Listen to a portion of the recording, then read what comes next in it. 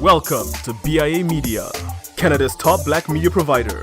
Whether you're looking for content on fashion, art, music, or simple lifestyle, we bring you the best the black community in Ottawa has to offer and so much more. And better yet, do you have a project you need help with? Well, look no further. We provide equipment, studio, and office space, as well as a team of dedicated individuals to help you bring those ideas to life. So don't wait. Check out our new website at biamedia.ca for more information on how to contact us and start creating today. BIA Media, your way. All right, everyone. Good morning. Welcome to session 2 of our course on snitches and sellouts. This will be our September seminar. So welcome. We're going to jump right into it. Now, last week, we ended class a little bit early, so we're going to pick up where we left off last week. And we're definitely going to leave time at the end for some good discussion, because there are things that we talked about last week that I want to go back to. Our brother David H. asked a really good question that I want to spend a lot of time in, which deals with the definitions that we talked about. So I haven't forgot about that. So I'm going to present a lot of information today.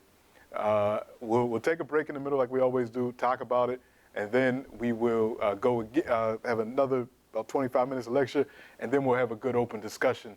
And I want to focus your mind on this question, because I have answers to it, but I'm interested in hearing your answers before I give mine when we get into our open discussion, which is, what can we learn from the various cases that we're going to explore today? And today our history is going to take us during the enslavement period and then up to the beginnings of colonization in Africa. So we're going to spend a lot of time in the 19th century. We're going to start at the beginning of the 19th century and work up until the end of the 19th century. We might go a little bit into the 20th century, but that'll be primarily the time period that we're dealing with today. So if you have questions or comments, put them in the chat, or you can raise your hand to ask them during the open discussion. All right, so again, I'll go through this really quickly in case you weren't here last week, and this is, again, something that we'll talk about, and this is just my definition for how I'm operationalizing these terms, snitches and sellouts. But again, we can debate these definitions, we could talk about them, and we will in the chat, in the open discussion. So, a sellout is a member of an African population with authority and responsibility to African collectives who assist the anti-people's class in its efforts to exploit African people in exchange for personal gain, whether that personal gain is prestige, money, freedom, and freedom with an asterisk, because you're not really free if you're somebody's sellout, etc. So that's what we're going to be talking about. That's what we mean when we're talking about a sellout. A snitch is a type of sellout who provides information concerning liberation efforts to the anti-people's class in exchange for personal gain. And I should probably alter that, because snitches aren't always sellouts, because a snitch can sometimes not be in a position of authority or responsibility. It could just be someone that knows information that is going to undermine, if told to the wrong folks, will undermine a liberation struggle, whether that's a struggle against enslavement, a struggle against colonialism, a struggle against neocolonialism, or any struggle designed to better the lives of African working people. If someone gives information that will retard that struggle, then they are a snitch. All right, so we talked about a number of revolts against enslavement, and we kind of left off with this one. So we talked about Haiti. We talked about the potential sellout that almost occurred in Haiti among the Haitian leaders at the beginning of the revolution in 1791. We talked about the other snitches in, where did we talk about last week? We talked about Haiti. We talked about South Carolina, the plot in South Carolina, and we talked about Barbados as well. So we're actually going to go into South Carolina, and I love this quote. We'll get to where this comes from, where one of the enslaved people said, "I was going to kill you, rip open your belly, and throw the guts in your face." We'll talk about where that quote comes from. But this particular case is that of the rebellion plan by Denmark Vesey and his co-conspirators, or co-freedom fighters. This took place in South Carolina in 1822. Denmark Vesey was an African who was born in the Virgin Islands. He had actually won his freedom in a lottery. Believe it or not, he won his freedom in a lottery, but he was still committed to freeing the Africans around him. So he's born in the Virgin Islands, he travels around the Caribbean, he sees the example of Haiti, and he ends up settling in South Carolina. Now at the time in South Carolina was the state in the U.S. with the most African people in it. It had the highest proportion of African people vis-a-vis any other state in the early American Republic. I think well over 50% of the people that lived in South Carolina were African or of African descent. So he's living in South Carolina. He's a free man. So technically, he doesn't have any obligation to help free other people. But that's not how Denmark Vesey operated. He, along with other free people in South Carolina, used their position, not all of them, but many of them used their position to try to figure out how we get the rest of our folks free. And one of the institutions that he used for that was the African Methodist Episcopal Church, the AME Church. This is an organization founded a few decades earlier in Philadelphia by Richard Allen and Absalom Jones, and it was an independent African Christian denomination. So he's a member of the AME Church. He's an upstanding member of the free African community in Charleston, South Carolina, which was very numerous. So although you had most Africans were enslaved, you did have a large population of free Africans in South Carolina, and particularly in the city of Charleston as well. So this was a lot of urban slavery in the core. So you had a lot of people working in the city, then you also had a plantation slavery at the periphery. So Charleston had a mix of urban and plantation slavery. It was a seaport town. When you have a seaport town, you have a lot of communication about global and world affairs that are coming into the area. So you have Africans that are free seamen that work as sailors. You have Africans that are even enslaved on vessels that travel throughout the Caribbean, South America, North America, even into Europe.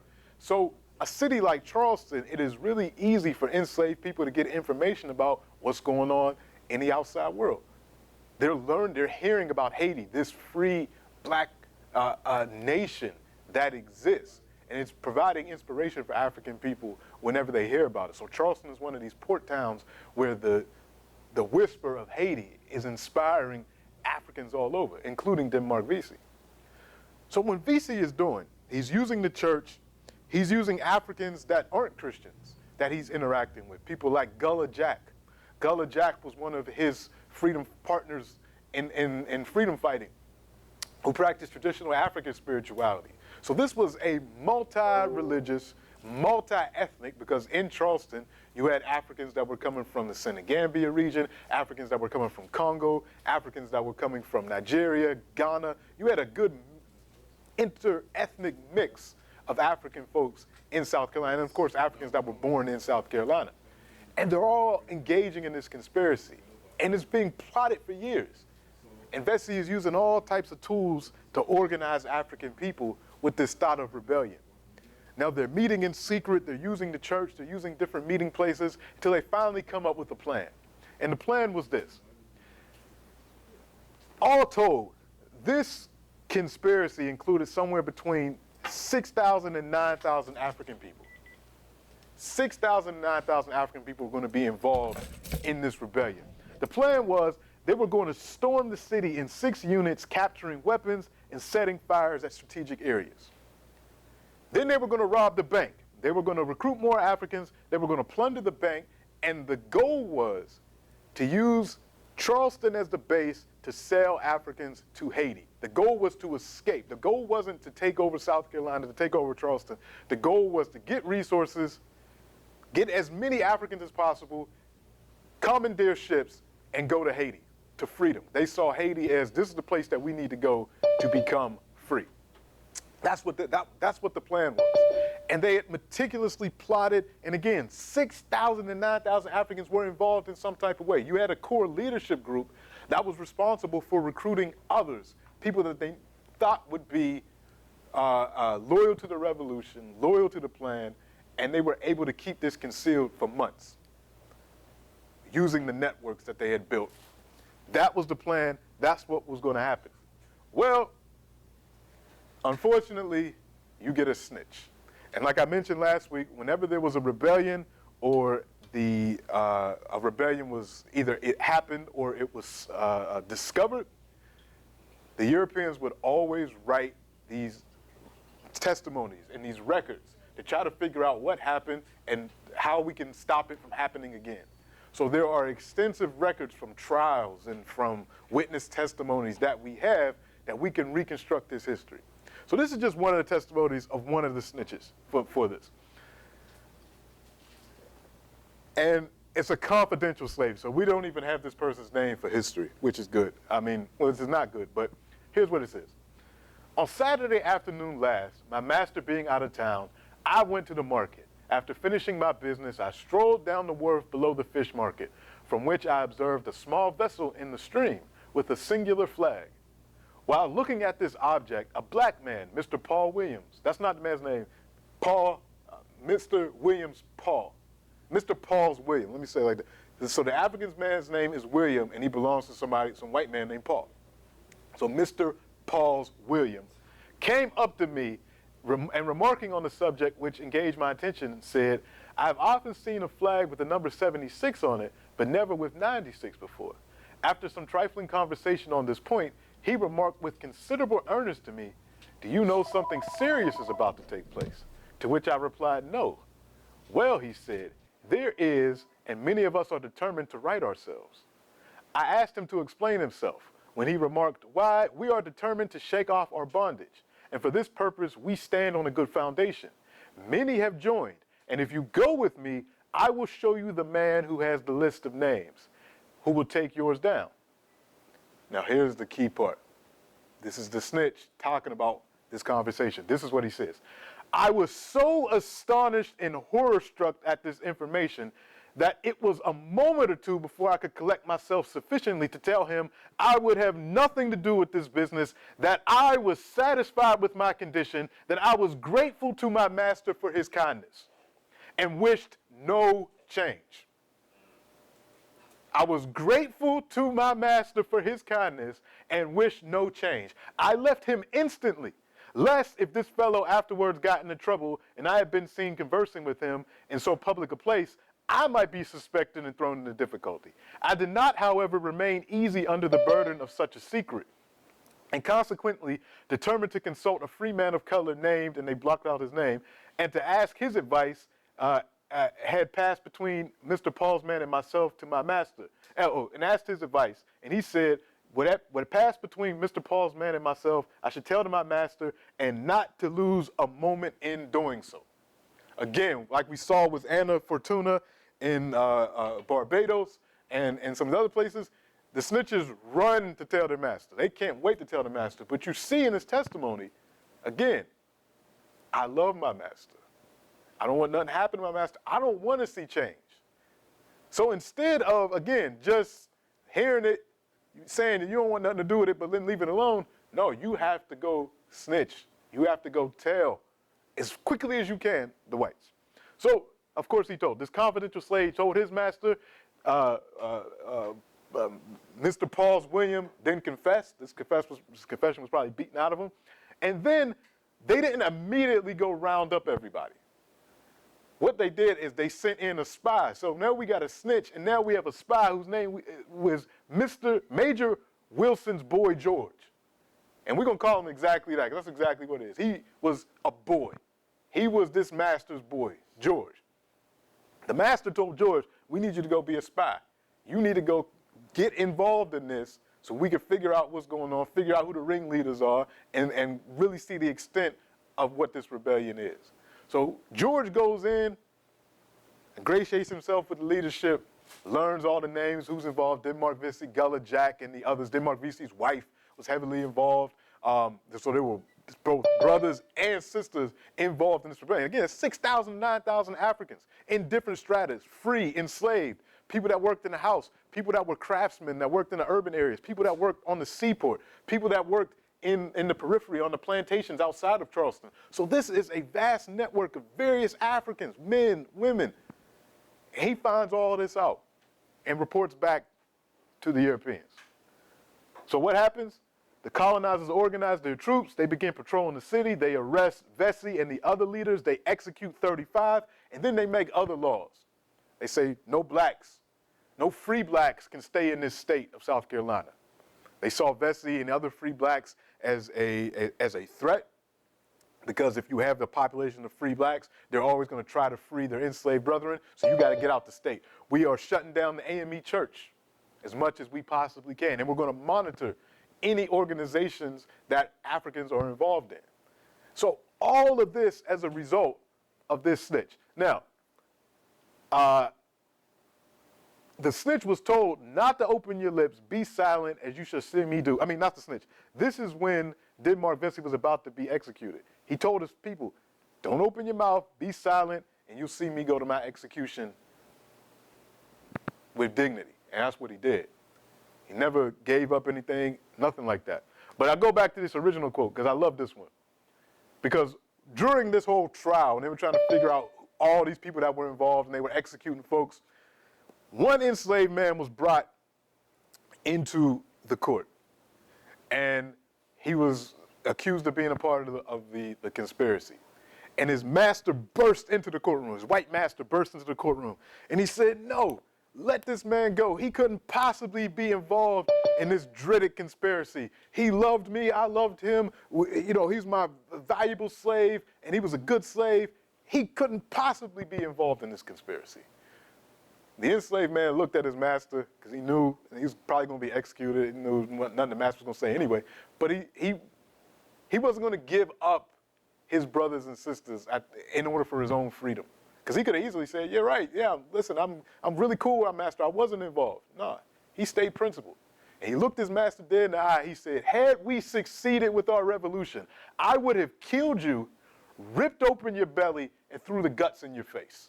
That's what he told us. His master's shocked. Like, I couldn't believe it. So you can even see with this that in these rebellions, it wasn't just the typical enslaved people that worked in the fields and all that you would think to have the most hostility to their masters.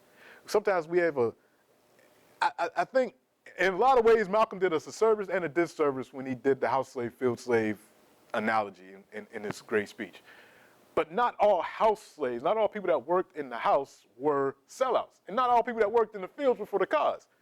You had a lot of house slaves that were poisoning people, particularly women, that were poisoning people, putting glass in the master's food, doing all types of things, getting information to the folks that were about to be engaged in revolution. And this is an example of Africans understanding their position, understanding the psychology of their white masters, getting close to them in order to figure out their weaknesses, to get information to other revolutionaries, or to become revolutionaries themselves. So really important. I just love that quote. That would have killed you. I just can imagine seeing his face when he heard this. All right, so again, another snitch. I want to talk about another place. So this happens in 1822, and we're going to see after the Haitian Revolution and Haiti getting its independence in 1804, we see an uptick in revolutions throughout the Americas where enslaved people are. And a lot of nations like Spain and Britain really get to the point where they're saying we need to start gradual abolition because this is no longer profitable anymore. We can still exploit African labor, but we'll exploit it outside of chattel slavery. We'll call it free labor, but it's still exploiting African labor. So the British are toying around with this idea. The Spanish have already begun it in places like Peru and Argentina and Colombia and Venezuela. In fact, those places that were liberated by Simon Bolivar, Bolivia, Ecuador, Colombia, Venezuela, they had begun gradual abolition, gradual emancipation not long after Haiti, because Haiti provided assistance to Simon Bolivar as he was trying to free those areas of South America from the Spanish. So that had already started to begin, but Africans weren't waiting for these nations to decide that they were going to emancipate them. They were emancipating themselves. And we get another example in British Guyana in South America. And this one was, again, you see these names again, Kwamina and Kofi. So again, we're dealing with some more Coromantee Negroes, some more Africans that came from what's now Ghana, Togo, Cote d'Ivoire area. So this happens in what's now British Guyana, what was then known as Demerara. A previous rebellion had taken place in 1763 in Berbice. Berbice. I think I'm saying it right this time. I always mess up Berbice. In 1763, led by another Cuffy. This point in the game, when the British have taken over this area, they want to turn it into another Haiti, another Jamaica, a place based off of the sugar economy. So if you have a sugar economy, you're going to need intensive amounts of labor. So they're turning this into a hyper-exploited territory where Africans are being worked to death and all of that. But also at this time, British missionaries are there. And this is, again, during a period of great debate in England about the profitability of slavery, as well as, you know, a growing abolition movement among whites in Britain. There actually were whites that were saying, you know, this is wrong. Now, they weren't saying that black people were equal, they're just saying slavery is wrong. We'll get to that later on. But that is their position. So you get these whites that are there, and this is in the starts around 1828, I think is when they begin. No, earlier, about the 1820s, around the same time as Denmark VCs.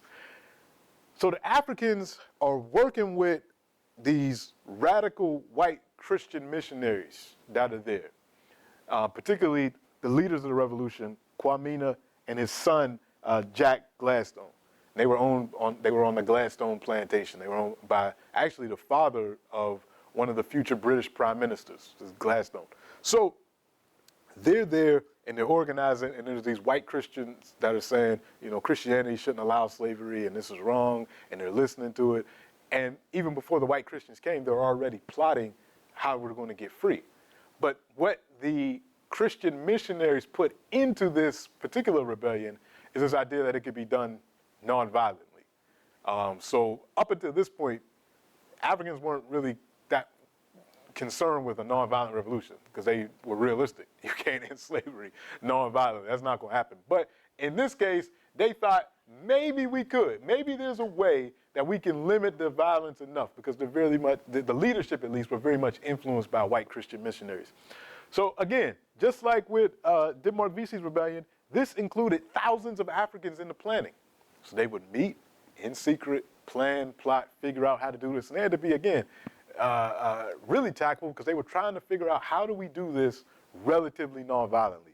So the plan was this. They were going to seize all the arms. So they weren't going to arm themselves, but they didn't want to use the arms. They wanted the arms. So the whites didn't have the arms, but they weren't going to use them. It was almost like a deterrent. They were going to lock up the whites in the stocks. So like the prisons. You know, if you've ever seen those old movies or old things where people were like in those things with their hands like this and their head, and that's the stocks. They wanted to lock up all the whites in the stocks. Just lock them up. We don't want to kill them. We don't want to hurt them. We just want them locked up. And then we were going to take control of the island, demand that we get our freedom. And that was what it was going to be. And it was going to be nonviolent. That was the plan. And again, they worked this out. They had this network of enslaved people that were all together, and they were going to do this.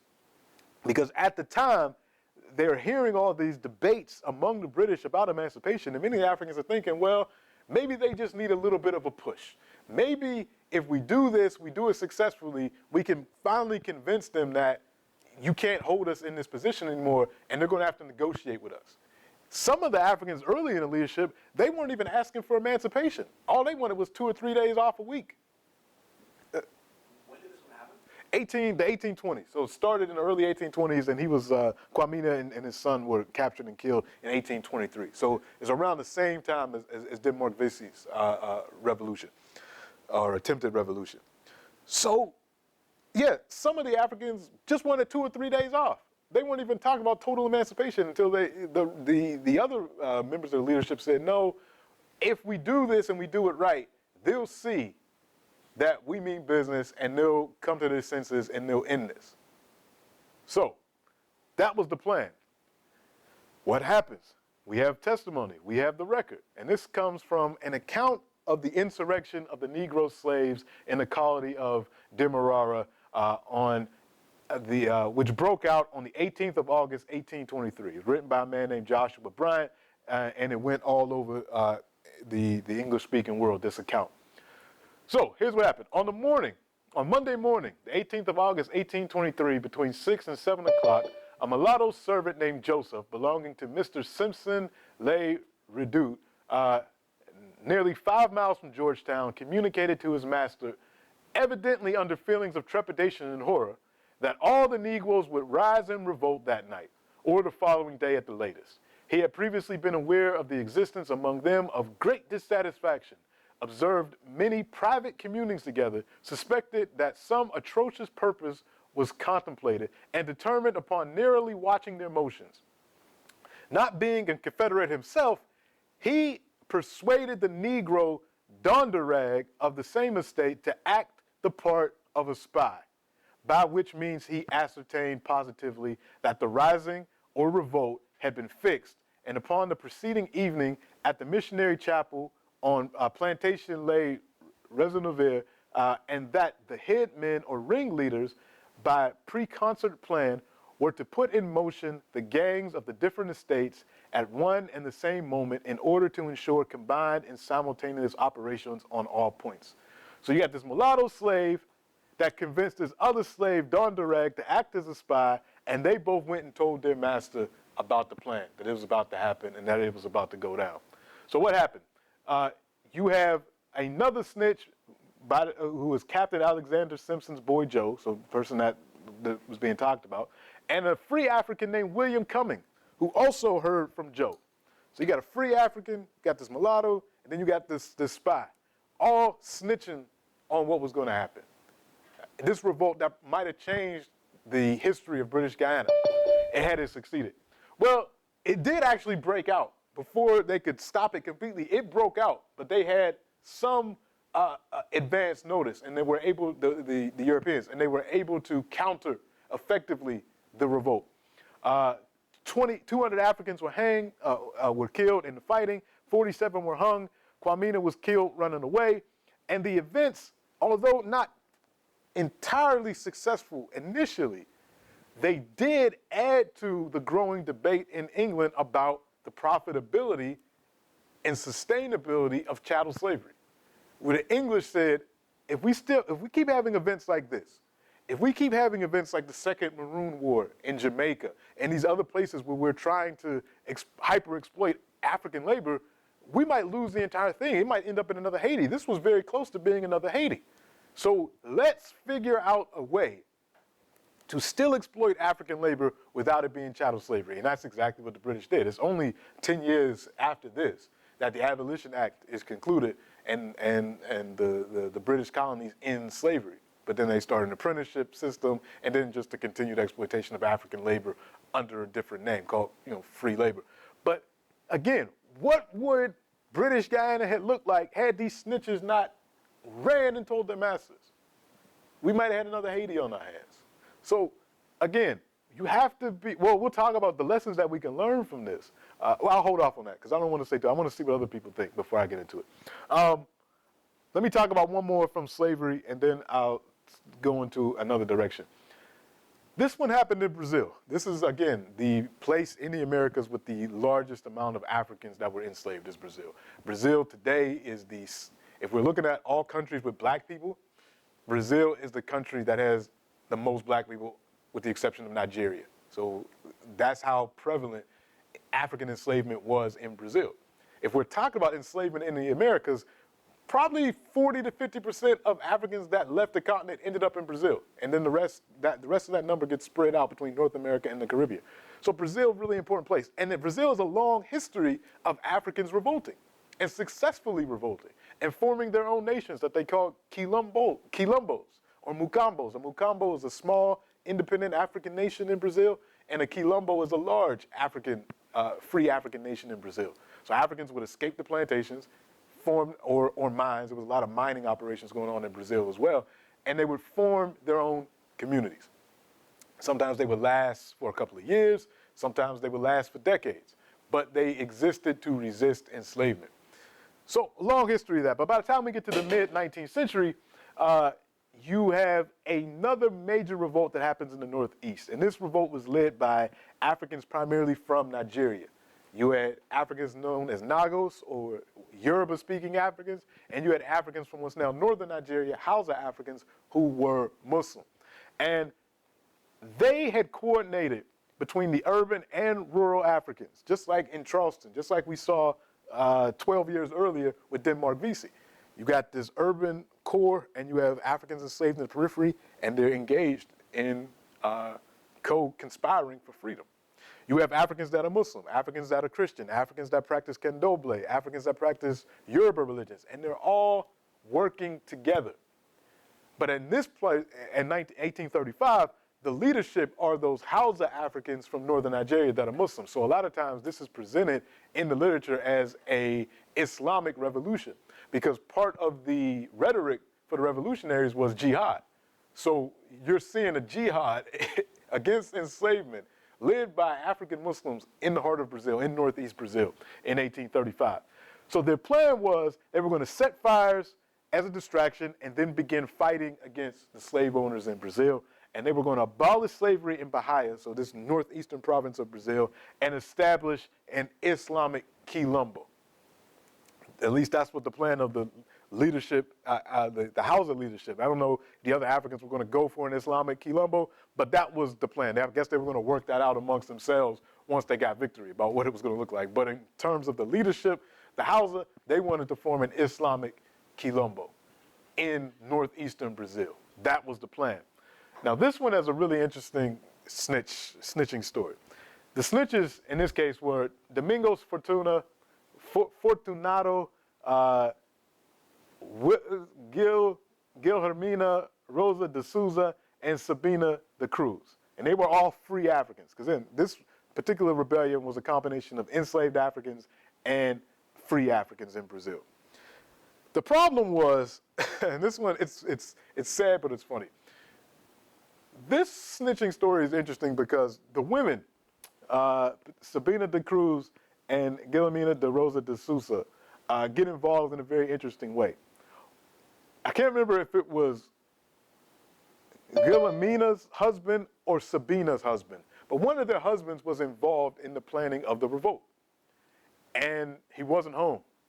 And his wife was trying to figure out, what is he up to? He's never in the house. Like he's up to something. And she followed him one day and saw that he was in this room planning this thing. And she got frightened. At least that's what it appears to be. And then she told one of her friends, and then they told somebody else. She said, my husband's involved in this, and they say they're going to be doing this, and I've been monitoring him, and I don't know what he's been up to, and I'm afraid that he's mixed up with these people. And the other woman says, well, we should do something. We should tell somebody. So they tell Domingos, and then Domingos tells the authorities. So this one, the initial snitching wasn't really snitching. It was out of fear. The woman is talking to a friend saying, my husband's involved in this. I don't really want him to be involved in this. We see what happens when people revolt. And then the other person, then they snitch.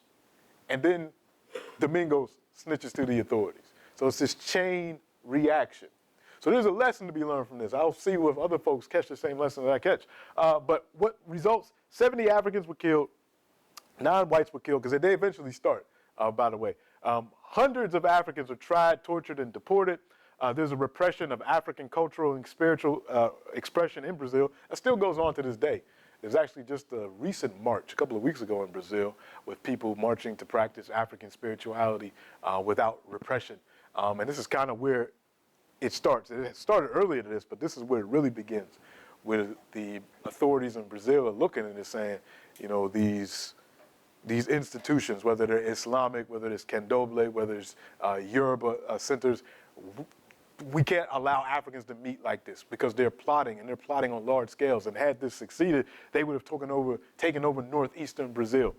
Eventually, enslavement ends in Brazil in 1888. Brazil is one of the later places to end it, and it's because of rebellions like this. This was the largest, but there were others throughout Brazil that precipitated Brazilian states saying, all right, we need to follow what everyone else did and go ahead and end this thing, because if we don't, we might lose it all. So again, what would have happened? Maybe enslavement would have ended in Brazil earlier. Maybe we would have had a free African state in northeastern Brazil. Who knows? We'll never know, because some people decided to go ahead and tell the authorities. All right, so that's where we would have ended our session last week. I'm going to talk about one more thing before we get into open discussion. In this 19th century, when all these rebellions are happening and the snitches, and then some are actually successful, like Nat Turner's rebellion in 1831, well, successful in that it actually happens, and then it's put down. So you have these things. You have Sam Sharp in Jamaica. You have all of these rebellions, and Africans are saying, we want freedom, and we're not going to stop fighting until we get it. So Europeans are trying to figure out other ways to stop this from happening and still have slavery as the means of production in their territories. So one of the things that was planned in the United States was the deportation of free Africans. They saw people like D. Mark Vesey and other free Africans as threats. If you have free Africans in your country, number one, they're going to demand equality. So even among whites that didn't like slavery, they still didn't want Africans in their country. It's kind of like, I've been thinking about this recently because I live in downtown Ottawa, and my house is connected to a lot of things. And I have a problem with rats running in my backyard, through the backyard, going in, because I live next to an alleyway in a large apartment building. So they're not in my backyard, but they run through. So what I've been doing the past summer is plugging up all the holes in my fence and doing all this because I'm an animal lover. Like, I don't like harming animals. I don't want to kill the rats because they haven't done anything worthy of a death sentence. They didn't bite me or anything like that. They're just running. They're just trying to live. But I don't want to live with rats either. I just want the rats gone. And that's kind of the mentality of a lot of the whites at the time. They thought slavery is immoral. Slavery is wrong. You shouldn't own people. But I don't want blacks in my neighborhood. I don't want them marrying my cousin. I don't want blacks having political power, economic power. I just want slavery to be over. So for them, particularly in the North, the goal was, all right, well, let's get them out of here. Let's send these free Africans either to the Caribbean or let's send them to Africa. In the South, particularly look at places like South Carolina where the Denmark Vesey Rebellion was going to happen. They saw the population of free Africans as a threat as well. As long as they're there, they're going to continue to advocate for slavery to be over. So if we get rid of this population, that's one less voice to end what we're trying to do here in the South. These forces get together and they create something called the American Colonization Society. The American Colonization Society, founded at the at the beginning of the 19th century, beginning of the 1800s. And the goal of the American Colonization Society is to find a place in Africa where free Africans can be shipped and taken to. Now, Africans themselves, free Africans themselves, had been talking about going back to Africa or leaving the United States, going either to the Caribbean, South America, or to Africa because of the racism that they experienced, primarily in the North, and of course in the South, but primarily in Pennsylvania, New York, Rhode Island, New Jersey, those types of places. So these Africans were making plans. People like Paul Coffey. His last name is Cuffey, but it's probably Kofi, because he's probably one of these Coromantee Negroes. Paul Coffey had begun the process of working out how to get people back to Africa, but that was an African-led initiative. These were Africans thinking about it themselves. The American Colonization Society was led by white folks, Northerners that didn't want to live next to black people, and Southerners that wanted free Africans out of the southern states so that they could make sure slavery kept going as planned. They end up going to West Africa, into the territory that would become Liberia. And you can read about this and what we're going to talk about, because the sellouts that are involved in this, in two relatively recent books, came out within the past 20 years. Slaves to Racism, An Unbroken Chain from America to Liberia by Benjamin G. Dennis and Anita K. Dennis. And then The Price of Liberty, African Americans in the Making of Liberia by Claude A. Clegg III, which came out, I think that one came out in 2004, and this one came out in, I want to say 2000 and, when did this come out? I want to say 2006, but I'll double check that. So relatively not far from each other if you want to get more information on this. But essentially, here's what happened. The American Colonization Society quote unquote, purchase land from African rulers in what would become Liberia. And this purchase, I have it in quotation marks, because it was done, at gunpoint, essentially. Give us this land, either you could sell us this land, or we could take it from you. So that's kind of how this interaction began. And then what they went about doing, they began recruiting free Africans from the South and freeing enslaved Africans to send to Liberia. And the Africans that they recruited, they went through a screening process. They didn't want any radical people. They didn't want anybody that was against the United States and U.S. interests. And the ones that they freed, these were masters that said, this enslaved Africans no longer, they're old, or they're no longer useful anymore, or whatever. Let them go to Liberia. So these first recruits were Africans that were handpicked to go to Liberia through the American Colonization Society. From the jump, free Africans in the United States were against the American Colonization Society. Many of them weren't necessarily against going to Africa, but going to Africa underneath the control of the American Colonization Society, they were adamantly against. And the American Colonization Society, they did everything they could. They hired black people to go into black communities and talk about how great it would be to go to Liberia. They held a mass meeting in one of the most important institutions in black America at this time, which was the AME Church in Philadelphia. Again, we talk about the AME Church with Denmark Vesey. And they had 6,000 Africans there, and they said, this is going to be 3,000. They said, this is going to be a great thing. You should all go. And everybody in that meeting said, no, we're not leaving. And you're not going to make it, and we're not leaving under the American Colonization Society. But the ones that went, what did they do when they got to Liberia? Well, they created amongst themselves an elite.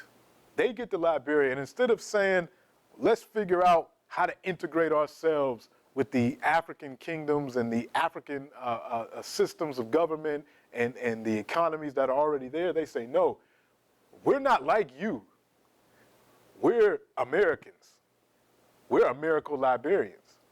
That's what they're eventually going to be called. And we're here to civilize you.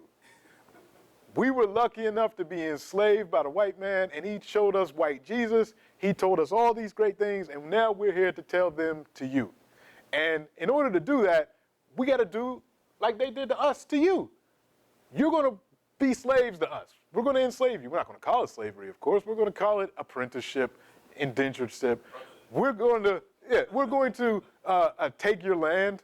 We're going to expand our colony and take your land. And we're going to do all of this in the name of the American Colonization Society. Because at the end of the day, even these black folks that were there, they couldn't make a whole lot of decisions without running it past the American Colonization Society, who was funding the whole thing. The white Southerners, the slave owners, the white Northerners that didn't want black people around them, they were funding this whole thing and had control and were telling these hand-picked elites what to do. And whenever there were Africans that went to Liberia with actual goal of, I want to go back to Africa and actually work among black people, the Africans that are already there, and build a strong nation, they were silenced by this elite. People like Edward Wilmot Blyden, who gets there, sees the situation, and says, this is wrong, and he becomes one of the early proponents of black nationalism and African nationalism and cultural nationalism. They ostracize it. They ostracize people that think like that. And they create this nation that would endure till today, where you have this elite that is tied to America and American interests. So much so that the capital of Liberia, most people don't think about this, the capital of Liberia is Monrovia. What do you think? Well, where does that name come from? Where does Monrovia come from? It's named after James Monroe, who was the president of the United States at the time. James Monroe was a slave owner. So you have a country called Liberia, which is supposed to be freedom, liberty, Liberia, a land of freedom, because you got these Africans that have left slavery and they're coming back to Africa. But yet they named their capital after a slave owner. They act as slave owners. They have a disdain toward their brothers and sisters in, the indigenous folks out in Liberia, and they maintain that. Not only that, in their position as colonial partners, when they actually do get quote-unquote independence in 1847, which is a joke, and there's a lot of folks, when they talk about history, they say, during colonization, it was just Ethiopia and Liberia that were independent. No, Ethiopia was independent. Liberia is a settler colony. Look at the flag. It's a U.S. flag with just one star. The capital is Monrovia. engaged in all types of business deals, particularly in the early 20th century, with companies like Firestone, who make tires, to tap Liberian rubber trees and exploit Liberian labor for the benefit of American capitalism and for the benefit of this tiny minority. And you see them. And they always have their hand out to first the American Colonization Society, and then later on the American government for assistance in supporting their lifestyles and exploiting other Africans. So again, this is an example of early neo-colonialism in Africa, because between 1816 and 1847, it's true colonialism. It's company colonialism. The American Colonization Society controls Liberia. After 1847, when Liberia is free and independent, it becomes one of Africa's first neo-colonies. Not a colony in name, but in everything else is controlled by the United States government and by an elite that sees itself as more American and more aligned with the ideas and thoughts of American slave owners and American racists than it does with other African people. And it caused a lot of problems throughout the 20th century in Liberia. And a lot of Liberia's problems today can be traced to this initial period of selling out. So this is going to kind of this is a nice bridge that leads us into the colonial period in Africa, in the beginnings of colonization in Africa in the 19th century, because it takes us right from enslavement to colonization. We're going to get into more. So now we're moving to the continent. So when Europeans realized that, you know what, chattel slavery is not ultimately profitable, the British realized this first. Well, first the Spanish kind of realized it, but then the British really realized it and actualized it, based off their experience in India. Because when the British go to India, they don't enslave necessarily, or there's no chattel slavery in India. What they do in India is what they would eventually do in the Americas. They say, you can exploit people by paying them a little bit, and that way you don't have to pay for their housing, you don't have to pay for their clothes, their food, and they can still have the belief that they're free. But you force them to work through taxation or whatever, because if you tell people, yeah, we now control this area and you have to pay taxes to us, but you can't pay taxes in whatever local currency you have, you need to pay taxes in the British pound or whatever. So in order for you to get that money to pay taxes, that means you have to work for us, because there's the only way you can get the currency that we accept for your taxation. So they started this in India, and they started sugar plantations in India and cotton plantations in India. And they realized that it's cheaper to do this than to keep, exploiting African labor in chattel slavery. So they took the profits from this, from the enslavement and from other things, and they started to industrialize in Europe. And when you have industrialization in the 19th century in Europe, you need raw materials to keep that industrialization going and growing. Where are you going to get the raw materials? Where are you going to get iron ore? Where are you going to get rubber? Where are you going to get gold? Where are you going to get industrial diamonds? Where are you going to get these things that are needed, copper, to make industrialization happen? Africa. That's where the resources are. Now, how are we going to extract these resources? We need labor. So instead of exporting African labor to be exploited in the Americas, you exploit African labor in Africa, African resources and African labor in Africa, hence colonization. Colonization of Africa was about labor, resources, and markets. The labor to extract the resources, once you get the resources, the raw materials, you turn those into finished products, and then you can sell those finished products to large markets in Africa and all of that, and the cycle continues. And of course, land. So there's two types of colonies in Africa. Liberia is a settler colony. South Africa, Kenya, Zimbabwe, Algeria, these are settler colonies. These are places where Europeans came to live, to take over land and to live. The other colonies were resource extracting colonies. White people didn't want to live in Ghana because it's too hot. They didn't want to live in Nigeria because it's too hot. They said, we'll just take the oil, we'll take palm oil, we'll take gold, we'll take coal and that, we'll take these things. We don't want to actually live there. We'll just send a small group of white people to be colonial administrators, and then we'll train up an African elite to do the other jobs that we want. All right, so that's just the short version of colonization. But at this particular time in Europe, the Europeans didn't want to fight each other. They didn't want to fight each other over these colonies in Africa. They just got done with their Napoleonic wars. Europe has a lot of problems with tribalism. We've talked about this in class. Europe has a lot of problems with tribalism. The French tribe fighting the English tribe, fighting the German tribe, fighting the Russian tribe. They still got problems with tribalism The Russia-Ukraine thing, that's tribalism. That's not, but that's what they call our stuff. Our wars don't have political consequences. They just say it's tribalism. So we could turn the tables right on them, call this stuff tribalism. But anyway, they didn't want to have any more tribal wars in Europe for a while. This is going to break down in the 19-teens with World War I. But at this point in the game, they don't want any more tribalism. So they get together in Berlin in 1884, November 1884 to February 1885, and they start to set the rules for colonization amongst themselves. No Africans are at this meeting, by the way. And the rule is, all right, in order to say a territory is yours, that you control it, you need to have two things. One, you need to have a paper trail. You need to have some type of treaty document with the Africans that are there to say that they're under your protection, and you need to have effective occupation or effective control over the territory. So you need the paperwork, and you need to actually make sure that you control the territory, that any wars that happen don't spill out into other territories, that you have firm control over the territory. That's the two things that were needed. So although this meeting takes place in 1884, the previous decades saw Europeans get ready for this, get their paperwork together, start to get effective control together, even before these terms became the actual conditions for colonization. It had already started in the earlier decades. In the 1830s, the French begin the process of turning Algeria into a settler colony. We'll talk about that in a couple of months when we talk about the Algerian resistance. But this is what Africa ends up looking like by the time we get to 1914. The only independent, and see, this map makes the same mistake that I told you about earlier. This map has Liberia and Ethiopia as independent.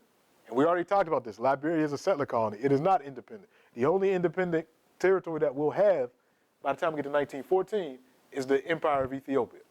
And that's not to say it's a territory free from exploitation. We'll talk about that later on. But it is an independent African nation nonetheless. So let's talk about South Africa. And what we're going to be talking about now are sellouts, more so than snitches. Snitches is during enslavement. We'll talk about snitches later on again. But primarily right now, this discussion is going to be dealing with sellouts. And most of these people are in leadership positions. So let's talk about an early one, all the way back in 1818. So, you know, this is contemporaneous with a lot of those slave rebellions, but it's the beginning of settler colonialism in South Africa. Now, the Dutch had been in South Africa since the 1600s, late 1600s. You got the Dutch in Cape Coast. They come to South Africa and they begin settling. But you see an uptick in Dutch immigration to South Africa and then taking over more and more land in South Africa. These are the Boers. These are the Afrikaners, the Dutch South Africans. Everybody, make sure you're muted. So they're making their move from the Cape Coast to take over more land and more cattle in South Africa by the time we get to the early 19th century. In their way are a number of different African peoples. You got the Khoi people, who the Dutch first come in contact with and begin enslaving in the 1700s, in the 1800s. You have the Swana people, which Botswana is under the Swana people, and you have the Xhosa people. And I can't make the click sound, but Xhosa, the Xhosa people. They have large kingdoms in South Africa, and they engage in a war with the Dutch settlers and against the British who come in later on from around 1818 until they're finally defeated or seemingly defeated in 1879. But it starts in 1818, and it starts with a sellout named Gaika, who still has a clan named after him, and people that will dispute this to this day. There are people that are his descendants that say, no, he wasn't a sellout. But essentially what you had among the Xhosa, who were seeing the Dutch, as you can see in this map, they're coming from the coast and they're going and taking over land and cattle throughout South Africa. So the Xhosa, although they're separated into different clans, they do have a paramount chief. And at the time, the paramount chief is in dispute between Gaika and his uncle, Ndumlable. Ndumlable was his uncle. Gaika was too young to rule when his father died. So his uncle takes over and rules in his place. And he does a pretty good job. And he's also, his right-hand man is a prophet named Makana. Now, Makana is another interesting figure because he had some experience with the Dutch early on, and he had learned about Christianity. But then he becomes, he converts to Christianity, but then he deconverts once he sees all the slavery and exploitation that the Dutch are engaged in. But because he sees that, he begins a new spiritual tradition of mixing elements of European Christianity with traditional Xhosa beliefs, and he comes up with this whole new theology that is designed to fight against the Dutch. He's saying the Dutch have a warped version of Christianity, it's not real Christianity, and that the spirituality of the Xhosa is not in opposition to the teachings of Christ and these other folks, and that it can be melded together to form a theology of resistance to the Dutch. His teaching was, we can beat these people. Makana, as well as the political leader Ndamlable, said, we can defeat the Dutch. If we're all united, if we all fight against it, Makana will create a spiritual situation that the white man's bullets can't harm us. And for some reason in Africa, during the period of colonization, there was this belief among African spiritualists that they could appeal to the ancestors, appeal to the spiritual realm so much that the white man's bullets would turn into water. You see it in East Africa, you see it in South Africa, West Africa. It's a common refrain. But really, what it really does is it makes people emboldened to fight against folks with superior weaponry. Because if you don't think the bullet's actually going to harm you, you're going to fight a lot harder than somebody that does. So it does embolden people. Even though it's inaccurate, it does embolden people. So they're ready. They're ready for the confrontation. In fact, there's these skirmishes between the Dutch, the Boers, and the Xhosa fighting over cattle, fighting over land, as the Xhosa are attempting to gain more and more land. Now, Gaika is an interesting figure because he's upset because his uncle, he's sharing power with his uncle, which he doesn't want to share power with his uncle. He thinks that the throne is his, the chiefdom is his. It should have been his. You know, his father was a chief, and it's only because he was young that he couldn't rule. So he doesn't want to share power with his uncle.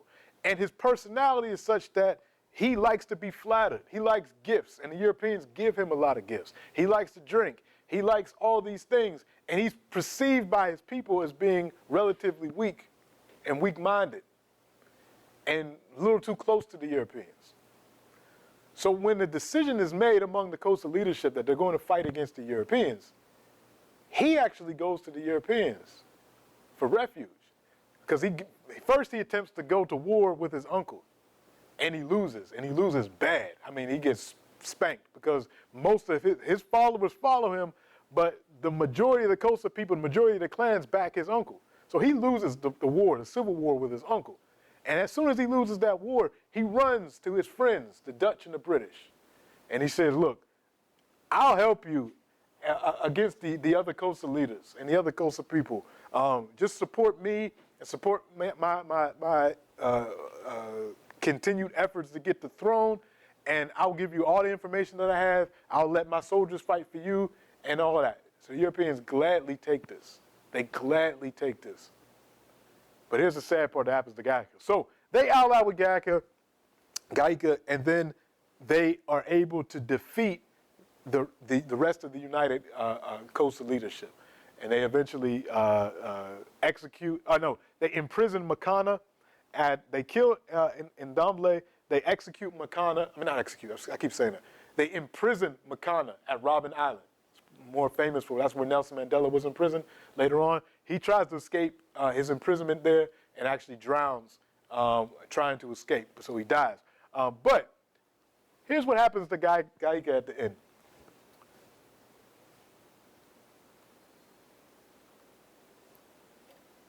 And this is coming from a book called Time Longer Than a Rope by Edward Rope. The government, however, would not make peace, and the burning of houses and taking of cattle continued. At last, the commando went back to the colony, these are the Dutch, went back to the colony with another 30,000 cattle taken from the starving blacks.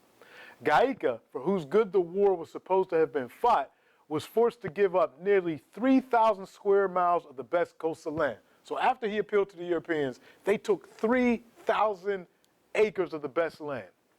3,000 square miles, excuse me, a few years later was handed over to white farmers. He is said to have remarked to a British official, "When I look at the large piece of country which has been taken from me, I must say that though protected, I am rather oppressed by my protectors." So in his bid to get the throne, in his bid to be the man, he ends up losing land and losing followers and losing everything while he's under the protection of the Europeans. A European missionary put it like this: "We used Gaika as long as he served us. When he failed to conquer in Nablé, we did so ourselves, and then we took his country. We took Gaika's country." You see how that worked out? That selling out didn't work out for him. 'Cause at the end of the day, he becomes a puppet. He loses land, his people's respect, all because of his own selfishness. This is something that we're going to see play out throughout the period of colonization. Folks willing to sell out. And again, a lot of this selling out comes in the form of these monarchies, these contested monarchies. We talked about it last week when we talked about Afonso, the first sellout that we mentioned in this class. It's the same situation.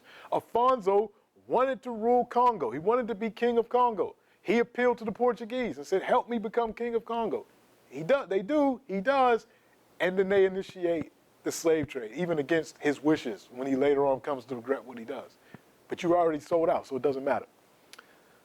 We'll stay in South Africa a little bit later on. So the Boers and the British are now continuing to take land in South Africa, conquering people. One of the people that they have the hardest time conquering are the Zulu. Because at the same time that all this is happening in this part of South Africa, the Zulu kingdom has been consolidated and expanded, first under Shaka and then under his successors, but primarily during the time of the reign of Shaka of the Zulu. Well, Shaka's assassinated by his brothers. We'll get into Shaka Zulu in a later class, but essentially he becomes tyrannical. His brothers can't take it anymore, and they stab him to death, kind of like Julius Caesar. So he gets killed by his brothers. And one of his brothers takes over the Zulu kingdom, and the kingdom is still very strong at this point and militarily powerful. So much so that the British and the Dutch are kind of like, we have to wait to see before we can conquer these people. And there's a lot of wars that are going to occur in the 19th century between the Zulu and the British. And the Zulu win a lot of them because they're that powerful militarily. The British can't easily defeat them. So let's talk about King Mpande of the Zulu. He was one of the brothers of Shaka who helped assassinate him, and his other brother, Dingane, becomes king. So Dingane inherited a strong military empire on collision with European settlers. So this is kind of how the reign of the Zulu went. So you got Shaka, then he has his brother Dingane takes over, and then you have Mpande. Well, Dingane sees the Boers. He sees them coming. And he says, we're going to be offensive with this. We're not going to let them get settled so they can build up enough forces to take our land the way they did to the Xhosa, the way they did to so many other people. So he sees the Boers coming, and he invites some of the Boers for a dinner. And the Boers come to this dinner, some of their leaders, and about 500 Boers come at the invitation of King Dingane of the Zulu. And then when they're settled, and he says, when you come to the capital, you can't bring any weapons in here. The African king is telling the Boers this. You can't bring any weapons. It's impolite to bring weapons. So the Boers don't bring their weapons. If they come, they think they're going to get dinner with this African king. And then he announces, Ambani Aba Thakathi, which means seize the wizards. Because he called the white people wizards. He thought they were wizards. Seize the wizards. They killed 500 Boers that day. Killed them. Because it's like sending a message like, we know who you are. We know what you're about. We're going to be offensive with this because we're the mighty Amazulu. We're the Zulu nation. We're not like the Xhosa. We're not like any of these other people that you have run over. So that begins this war. And battle after battle. The British can't beat them. The British can't beat them.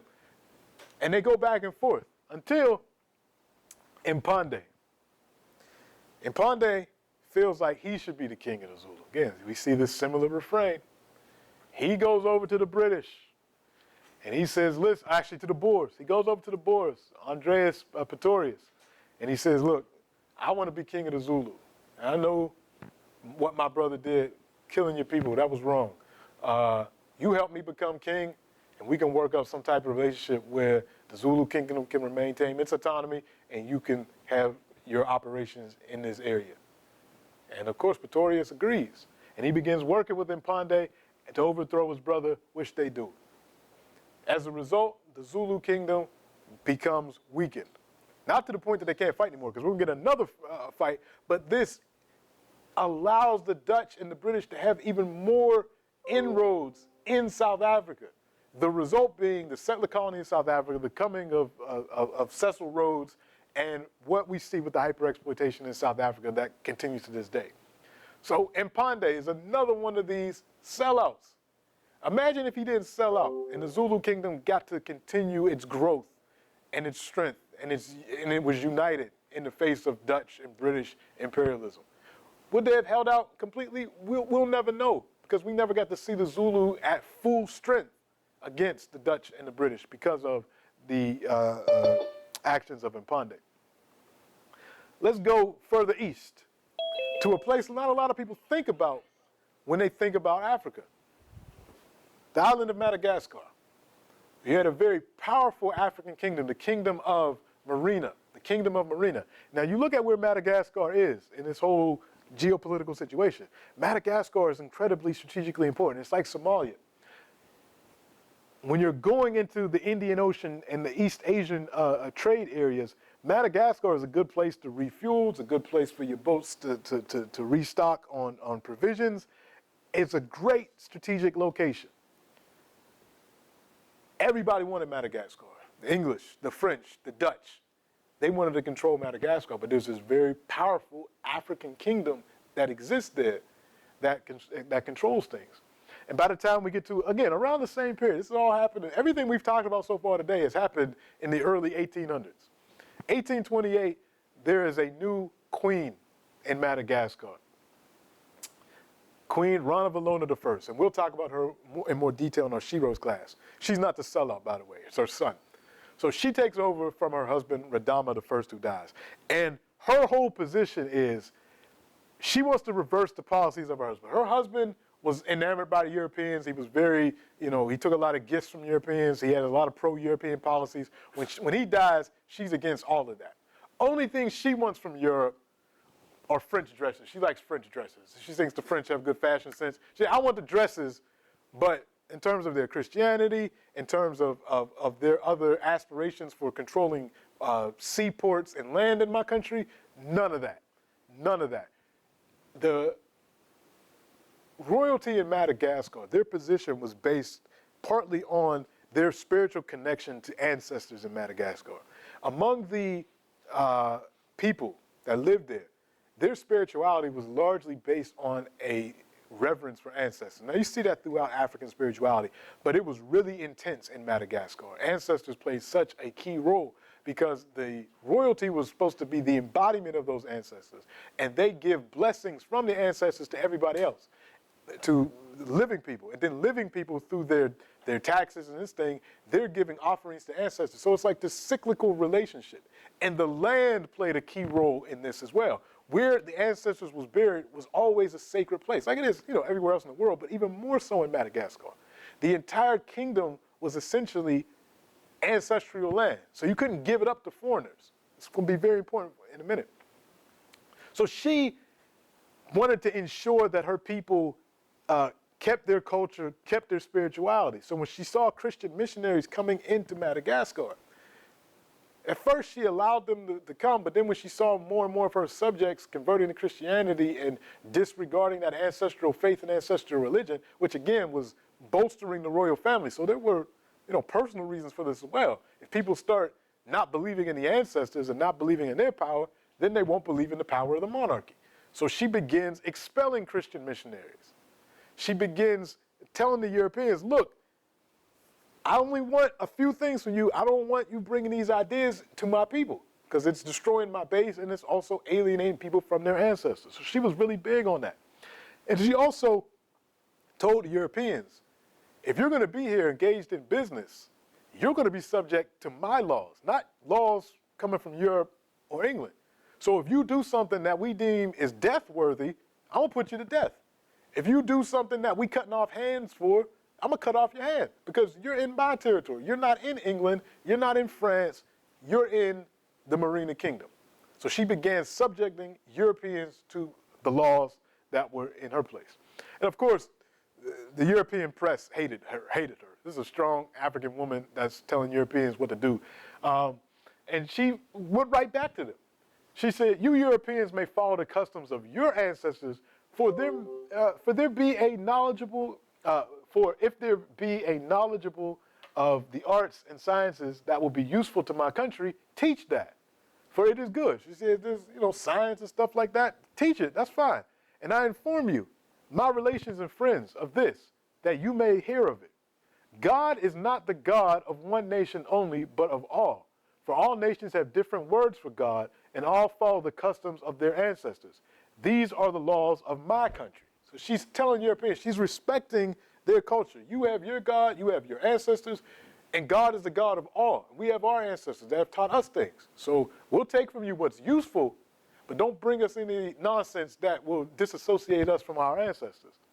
She also writes, as for me, I will not pray to the ancestors of foreigners, but to God and my own ancestors, for each people has its own ancestors. So she was protecting the culture and the spirituality of her people.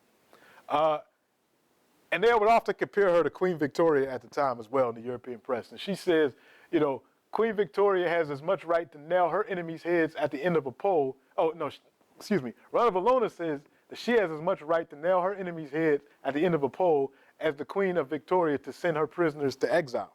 Because they would often say, this is a barbarian queen, as opposed to the civilized queen, that is Queen Victoria of England. And at the same time that they're doing this, Queen Victoria is overseeing the genocide in Tasmania that killed every full-blooded Tasmanian person. This is an island south of Australia.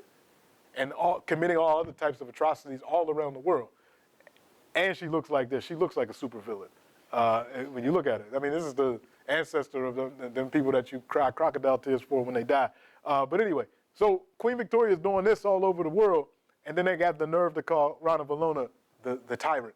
But anyway, eventually the Europeans get together, and this is one of the times where they're working in concert. The French and the English are working together, and they say, we got to get rid of this woman. And they attempt to invade Madagascar, and her navy defeats them. One of the most important battles in African world history, in 1845, the Battle of Tamatave, her navy defeats the combined forces of England and France. She's not to be trifled with.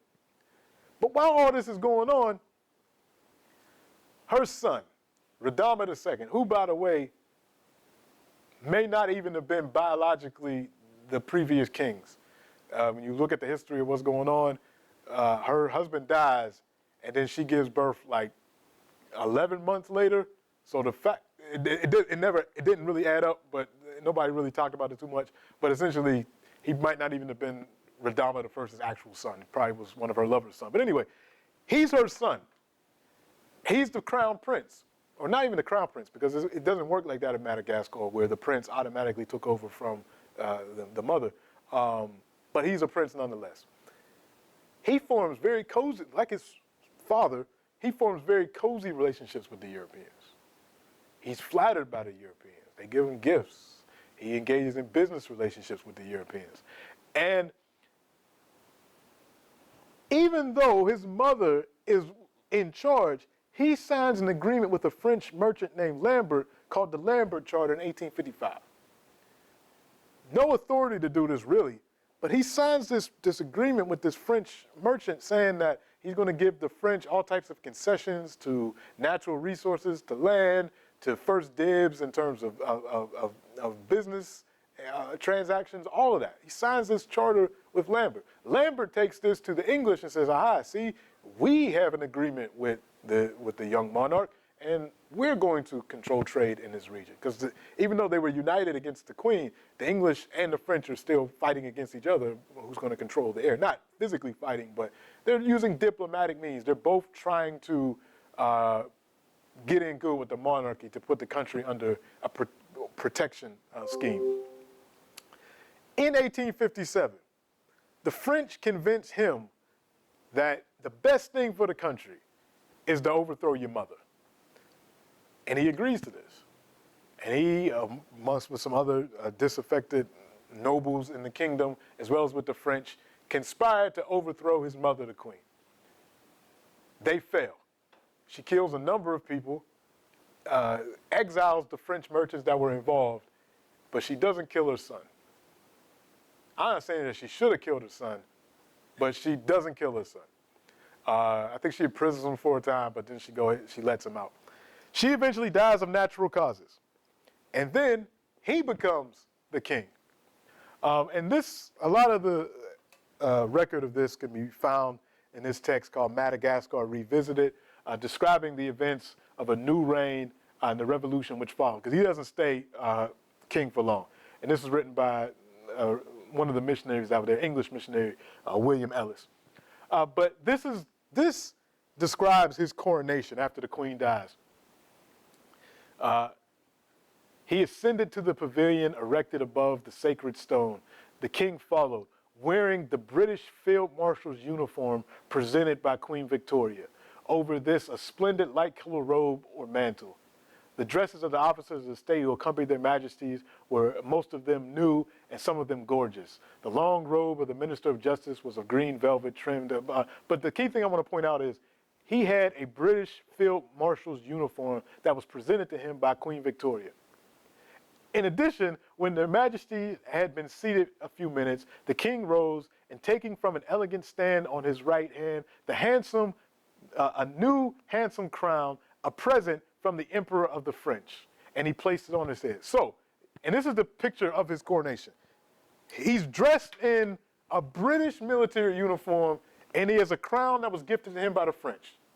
He got a sellout's uniform on. Like he's like completely, and one of the interesting things they point out in the literature, he crowns himself because had he been the crown placed on his head by the French, it may have angered the British.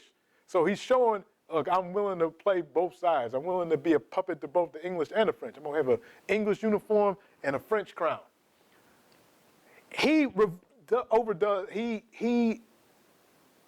reverses all the policies of his mother, attempts to reverse all the policies of his mother. And he's crowned in 1863. He gets assassinated I have that date wrong, in 1867. There's a counter coup against him because he doesn't even last long. He tries to reverse all the anti-European policies of his mother. He alienates people in his own court, and he's ultimately executed. He's strangled to death because it was seen as not in good order to spill the blood of the king, because even with all the things that he was doing, they still represented the ancestors. So among the people in the kingdom, you don't spill the blood of monarchy. So they took a piece of satin and they strangled him. And then they told the people that he killed himself to even cover it up more. But even in the limited time that he was there, he did so much damage. Because what he allowed in this Lambert Charter, him signing it, even before he was king, that's that paperwork. That's the paperwork that the other Europeans would look at and say, oh, you have an agreement that you're under the protection of the French. So when the French came to colonize Madagascar later in the century, that's what they used as their documentation. And even during his lifetime, he gave away so much land to the French. And this is the other aspect of him selling out. It's really the most important part, immediate part of his selling out. By allowing the French to have land in Madagascar, this was kind of like Haiti at the time. Foreigners weren't allowed to own land in Madagascar because land belonged to the ancestors. Foreigners could use it, but when you're done using it, that land reverts back to the state. You don't own it because our ancestors are buried there. There's a spiritual element to the land. He literally sold the land in perpetuity to Europe, that they owned it. This was in the front. This is one of the reasons why he was strangled to death, because the folks in Madagascar are saying, you're violating our ancestors by your actions. You got to go. And that's what ended up happening to them. So not all sellouts have a happy ending. Well, most of them don't. We saw that with Gaika in South Africa. What happens? Eventually, he's more of a prisoner than he is protected. We see it with Radama II. he gets strangled to death for his treachery. All right, I'll talk about one more person that we'll close up today. Masinga in Rwanda. So this is in East Africa now. Same type of thing. The Germans have been exploring what's now Burundi, Eastern Congo, Rwanda. It's all during the scramble for Africa. His father, he's born to King Kigeri IV at the time that the Tutsi-controlled kingdom of Rwanda is growing. When his father dies, he is not actually supposed to be king. There's other people that are supposed to be king. We'll get into this when we talk about Nyabingi in our Shiro's class. But essentially, he orchestrates, him and his mother orchestrate a coup, and it is supported by the Germans in 1896. When he does, and he goes underneath German protection in 1897, a year later. Again, these protection things, where his court is going to be supported by the Germans. And he allows German missionaries and German businessmen to come into the territory and help him not only control the area that he has under control, but also to expand into other areas that are controlled by Hutu chiefs. Now, these names are going to become really prominent when we talk about later on, Tutsi and Hutu in Rwanda. But at this particular moment, those aren't really, they're not racial groups. Number one, they were never racial groups, and they weren't even really ethnic groups. They were more occupational groups. And what happens is, once the Germans and then later on the Belgians, who he invites into Rwanda, they start changing the understanding of identity in Rwanda. So you see how he is here when he first connects with his German. You see how he's dressed. You see how he looks. He's dressed in traditional royal attire. Then later on in his career, he starts looking like this. Again, there's something about that. Something about the attire. When these sellouts start putting on the European attire, they would get really into it. He got on his European trousers and his European little hat. And Rwanda becomes a German protectorate and then later on a German colony. So increased European missionaries, increased class exploitation. And when the Germans come, they use the royal family and they create new racialized divisions between Tutsi and Hutu groups. It becomes racialized. It's not an occupational division. It's not a class division anymore. It's a racial division. And we know, fast forward almost 100 years later, 1994, how this ends up. So his selling out to the Germans, him appealing to the Germans in order to get a throne that was not his, ultimately leads to the 1994 genocide in Rwanda, where hundreds of thousands of people were killed in a very short amount of time. And that genocide was a culmination of a lot of atrocities that happened in Rwanda from the time he becomes king until, actually they continue to this day. The genocide was just the apogee, just the climax of it. But you still have issues in Rwanda today. You have a dictator in Rwanda that's also a sellout. We'll get into him in a couple of weeks. We talk about Paul Kagame and the like. So these are just a couple of examples. I'll stop there today because I do want to have a very robust, open discussion. But these are just some examples of sellouts during the time that Africa was being colonized by the various European powers. And you see the patterns that emerge. So I'm going to stop there, and I want to open up for general discussion. I don't usually do this, but I do want to hear from David H. first to remind us about the question and comment that he made last week, so we can kind of talk about that. And then we'll get into other discussions based on this. What lessons can we take away from what we talked about just now? So David.